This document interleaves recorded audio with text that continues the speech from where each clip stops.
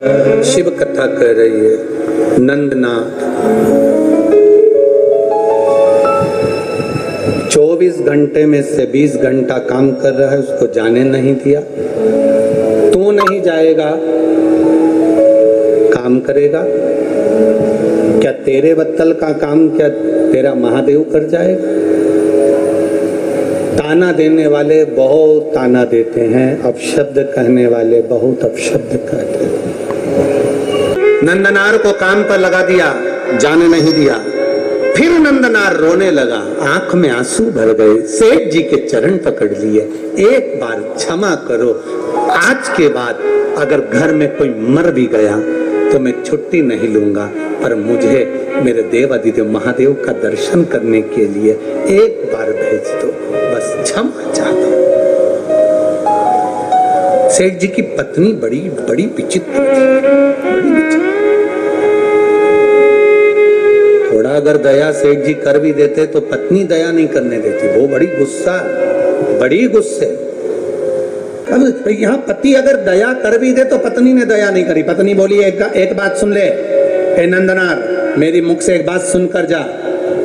अगर तुझे शंकर जी के मंदिर जाना है, शिव जी की भक्ति करना है, शंकर का दर्शन करना है, तो जो हमारी 40 एकड़ जमीन है, इस 40 एकड़ जमीन को अभी रात में ही सवेरे 4 बजे तक पूरी हाँक दे।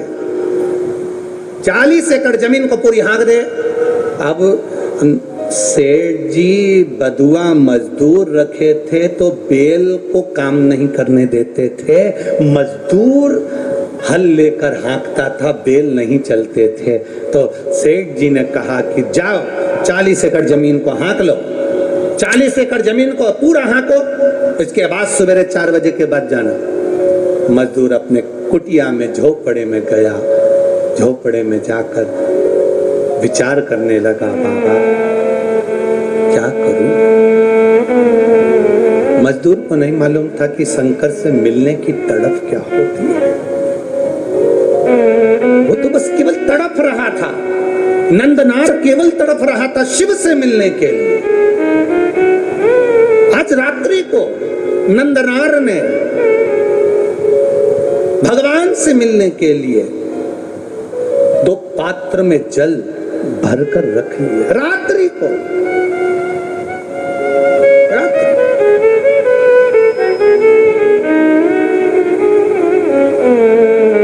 बाबा, मैं जानता हूं कि ये शरीर 40 एकड़ जमीन को रात भर में नहीं हाँक सकता।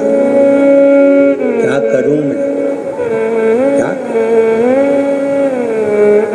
जल का पात्र भरा हुआ रखा था नंदनार के यहाँ। सेठानी को मालूम पड़ा कि नौकर के कमरे में जल का पात्र भरा हुआ रखा है, सुबह वो जल का पात्र लेकर जाएगा। पात्र को सेठानी ने ढोल दिया। सेठानी ने पात्र को ढोला। नंदनार को नहीं मालूम कि जिस पात्र में मैंने जल भर कर रखा था देवादिदेव महादेव को चढ़ाने के लिए, वो सेठानी ने ढोल दिया। नहीं मालूम। नंदनार एक बेलपत्र के वृक्ष के नीचे से बेलपत्र लेने के लिए गया। शाम का समय, रात्रि का समय, कहीं टूटा हुआ बेलपत्र भूमि पर भी पड़ा हुआ मिल गया। रात्रि को तो मैं बेलपत्र नहीं तोड़ सकता, पर पड़ा हुआ बेलपत्र भी अगर मुझे मिल गया, मैं बाबा को चढ़ाऊंगा।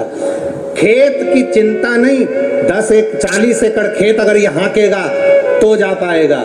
उसको मालूम है 40 एकड़ खेत में अकेला हाँक नहीं सकता, क्योंकि बेल नहीं है। बेल की जगह मुझे हल में जुतना पड़ता है, तब तो हाँकेगा। अब कौन? तो उसको मालूम है जा नहीं सकता, पर बेलपत्र तो लाके रख सकता हूँ। मेरा विश्वास करता है मेरा बाबा यहीं आकर बेलपत्र ले जाएगा। नंदनार बस अंदर भवन में गया, पात्र ढुले पड़े थे। नंदनार जल लेने के लिए फिर गया।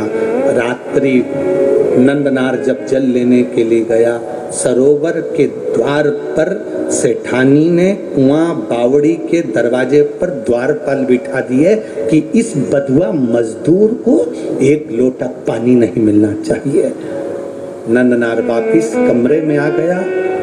रात्रि भर नंदनार रोता रहा, रात भर रोया।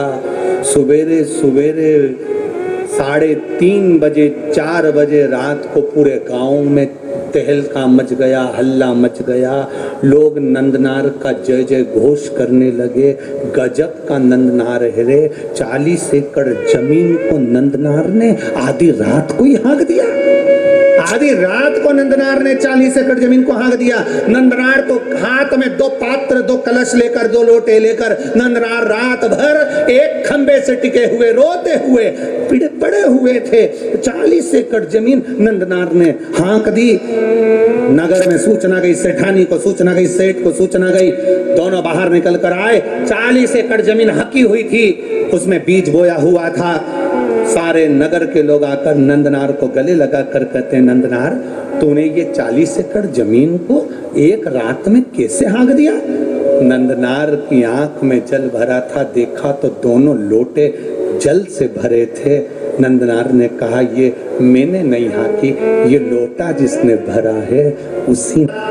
जब तिरुपुंगुर के मंदिर में, शंकर के मंदिर में पहुंचे, मंदिर में लोगों को मालूम पड़ गया, विद्वत जनों को मालूम पड़ गया कि कोई बधवा मजदूर आया है जिसके पास में जमीन पर पड़ी हुई बेलपत्र है। ना जाने कौन सी जगह का भरा हुआ जल है, ना जाने कौन सी जगह का भरा हुआ जल है जिसको लेकर आया है मेरा महादेव। दुनिया के लोग कहते हैं जिस नदी का जल भर रहे हो वो पवित्र है कि नहीं।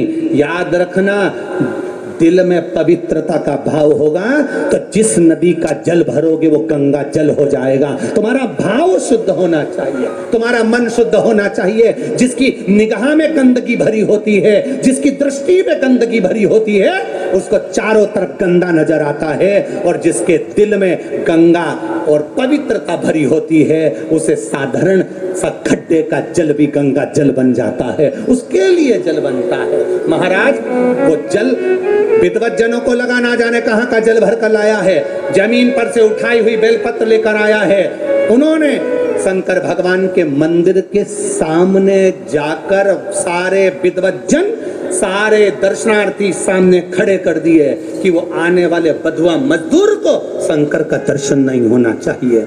सामने था नंदी, सामने शिवालय, दरवाजे पर लोगों को खड़ा कर दिया। नंदनार ने मंदिर में पहुंचते से बाबा का दर्शन नहीं कर पाए। दर्शन नहीं करा तो नंदी से कहा, बाबा जी, नंदी से नंदनार कह रहे हैं, बाबा जी मुझे भोले बाबा का दर्शन नहीं हुआ, बाबा जी दर्शन करना है। इतने में तो नंदी ने कृपा कर दी।